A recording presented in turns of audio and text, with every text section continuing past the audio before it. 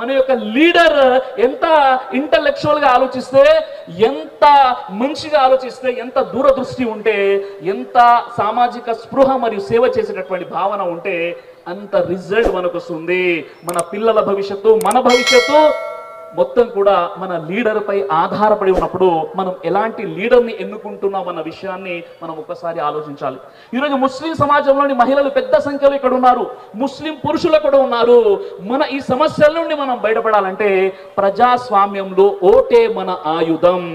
Vote అనేది మన దేశ రాష్ట్ర భవిష్యత్తుని మార్చుతుంది. ఆ మార్చేటటువంటి పవర్ అనేది ఓటుకు ఉంది అన్న విషయాన్ని మనం మర్చిపోకూడదు. ये हमारे इंडियन कॉन्स्टिट्यूशन में हमारा जो हक है, हम वोट डालना है, हम घर से निकलना है. ऐसा नहीं कि हमको जो है जो छुट्टियां, जो इलेक्शन के दिन जो है एक जो तातील दी जा रही, इसका मकसद ये नहीं कि घर में हम बिरयानियां बनाएंगे, कहीं पिकनिक को जाएंगे, ऐसा नहीं. हम घर से निकलना और वोट डालना ये हमारी जिम्मेदारी है.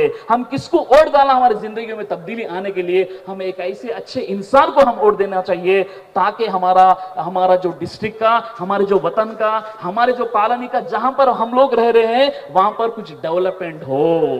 మన ఈ ఆంధ్రప్రదేశ్లో, మన ఈ తెలుగు రాష్ట్రాలలో దౌర్భాగ్యం, దురదృష్టకరం ఏంటంటే ఎలక్షన్ రాగానే ముస్లింలకే ఓటేయాలి, హిందువులకే ఓటేయాలి అనేటటువంటి ఏదైతే పైశాచికత్వం ఉందో దాని నుండి మనం బయటకు వచ్చేసి మనం ఓటు వేయాలి మానవత్వానికి, మనం ఓటు వేయాలి మంచి వ్యక్తికి, మనం ఓటు వేయాలి డెవలప్మెంట్కి, మనం ఓటు వేయాలి మనతో పాటు ఉండి నడిచేవాడికి, మనం ఓటు వేయాలి మన అవసరాల్లో నిలబడేవాడికి, మనం ఓటు వేయాలి ఎవరైతే వెంటనే స్పందించి మన సమస్యని దూరం చేస్తారో. ఏ విధంగానైతే 2 సంవత్సరాల నుండి టీజీ భరత్ గారు, ఆయనతో 2 సంవత్సరాల నుండి నాకు మంచి పరిచయాలు ఉన్నాయి. దాదాపుగా ఆయన ఇంట్లో ఒక 2 టైమ్స్ నేను భోజనం కూడా చేయడం జరిగింది.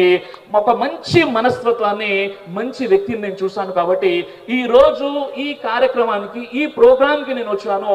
ఎంతో మంది కాల్ చేశారు, భయపెట్టే వాళ్ళు భయపెట్టే ప్రయత్నం చేశారు, సోషల్ మీడియాలో చాలా విపరీతమైనటువంటి ట్రోలింగ్ గురి చేశారు. అయినప్పటికీ కూడా నేను భయపడలేదు. ఎందుకంటే నేను తప్పు చేస్తే కదా నేను భయపడాలి.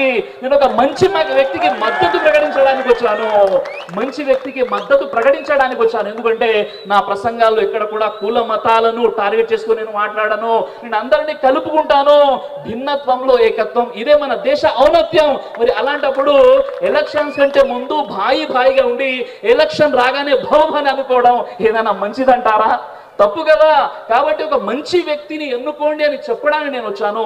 నిజంగా చెప్పాలంటే ఇతర పార్టీల వైసీపీ వారు కూడా దాదాపుగా 20 నియోజకవర్గాల్లో నన్ను పిలిచారు, నేను వెళ్ళాను. అప్పుడు ఏ టీడీపీ వాళ్ళు కూడా ఇలాంటి పోస్టులు పెట్టలేదు. మరో విషయం ఏంటంటే ఇప్పుడు భరత్ గారి కోసం నేను వచ్చాను. నిజంగా ఇది నా ఫస్ట్ ప్రోగ్రాం. నేను టీడీపీ నుండి భరత్ గారి పక్షాన నిలబడి ఆయన్ని గెలిపించని స్వచ్ఛందంగా నేనైతే రావడం జరిగిందో నా ఫస్ట్ ప్రోగ్రాం. నిజంగా చెప్పాలి అంటే ఈరోజు ముస్లింలో చాలా మందికి అపోహలు ఉన్నాయి. ఆ అపోహలు ఏంటంటే, లేదండి రేపటి రోజు ఇలా అవుతుంది అలా అవుతుంది, ఆయన బీజేపీ మెంటాలిటీ అంటే ఇది కేవలం ఒక ఫోబియా, ఇది ఒక వైరస్, ప్రజలను తప్పుతో పట్టించడానికి కల్పిస్తున్నటువంటి మాటలు తప్ప ఏనాడు కూడా ఇక్కడ ఉన్నటువంటి టీజీ భరత్ గారు ముస్లింలను ద్వేషించేటటువంటి సందర్భమైనా, లేదా వారికి ఇబ్బంది కలిగినటువంటి సందర్భమైనా, లేదా ముస్లింలను చిన్న చూపు చూసినటువంటి సందర్భమైనా, లేదా ముస్లింలను శత్రువులుగా భావించిన సందర్భం ఒక్కటి ఉన్నా మీరు నాకు చెప్పండి, నేను నా ప్రసంగాన్ని వదిలేసి వెళ్ళిపోతాను. తర్వాత నేను ఒక వాగ్దానం చేస్తున్నాను, రేపు భరత్ గారు ఎమ్మెల్యేగా గెలిచిన తర్వాత ఏ మైనారిటీకైనా, ఏ ముస్లింకైనా ఏదైనా ఆయన ద్వారా నష్టం జరిగితే డైరెక్ట్ గా మీరు నాకు ఫోన్ చేయండి. నేను వాగ్దానం చేస్తున్నాను, ఏదైనా ముస్లింలకు సంబంధించినటువంటి వ్యతిరేకంగా, లేదా మైనారిటీలకు సంబంధించినటువంటి ఏదైనా వ్యతిరేకంగా ఉంటే మీరు నన్ను అడగండి. ఎందుకంటే నేను ఆయన గురించి ఇంత స్టడీ చేశాను, ఇక్కడ నేను వచ్చి ఇక్కడ నిలబడ్డాను అంటే నాకు అనేక రకాల బెదిరింపు కాల్స్ కూడా వచ్చాయి. అయినప్పుడు కూడా నేను ఎందుకు వచ్చానంటే నా మానవత్వాన్ని, నేను ఇచ్చిన మాటకు వ్యతిరేకంగా నేను ఉండను కాబట్టి ఇక్కడికి రావడం జరిగింది.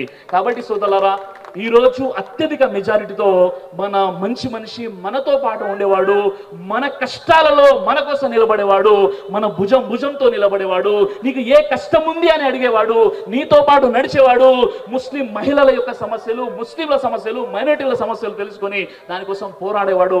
అలాంటి వ్యక్తిని ఎన్నుకోవాల్సిన అవసరం ఎంతైనా ఉందా లేదా? ఉంది. కాబట్టి పోలింగ్ రోజున ఏ పని ఉన్నా అన్నిటికంటే మొట్టమొదటి పని మనం ఓటు వేయడమే మన కర్తవ్యంగా మనం భావించాలి. अब 150 टीडीपी जनसेना अलायंस को आ रहा है